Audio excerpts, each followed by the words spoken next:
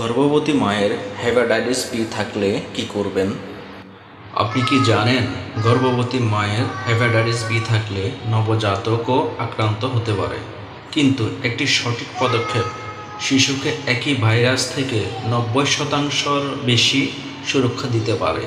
কি সেই পদক্ষেপ? চলুন জেনে নেওয়া যাক। হেপাটাইটিস বি একটি ভাইরাস যা লিভারের মারাত্মক ক্ষতি করতে পারে। এটি শুধু রক্তের মাধ্যমে নয়, বীর্য, যোনি, স্রাব এবং অন্যান্য শারীরিক তরলের মাধ্যমে ছড়াতে পারে। গর্ভাবস্থা মায়ের শরীরে এই ভাইরাস থাকলে সন্তান জন্মের আগে, জন্মের সময় বা জন্মের পর শিশুর শরীরে আক্রান্ত যেতে পারে। তাই গর্ভাবস্থা হেপাটাইটিস বি পরীক্ষা করা অত্যন্ত গুরুত্বপূর্ণ। যদি মায়ের হেপাটাইটিস বি ধরা পড়ে তাহলে ভয় পাবেন না। সবচেয়ে গুরুত্বপূর্ণ কাজ হলো শিশুর জন্মের 12 ঘন্টার মধ্যে হেপাটাইটিস বি ভ্যাকসিন প্রথম ডোজ এবং হেপাটাইটিস বি ইমিউন গ্লোবালিন দেওয়া হয়।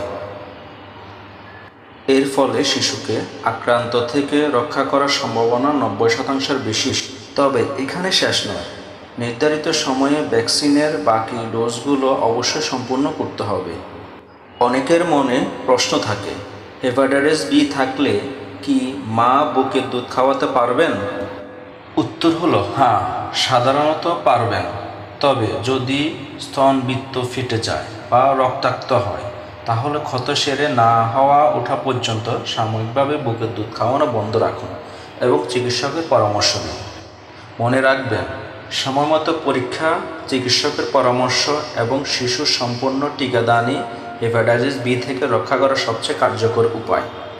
এমন বিজ্ঞানসম্মত স্বাস্থ্য তথ্য পেতে ভিডিওটি লাইক করুন, শেয়ার করুন এবং আমাদের চ্যানেলটি সাবস্ক্রাইব করুন।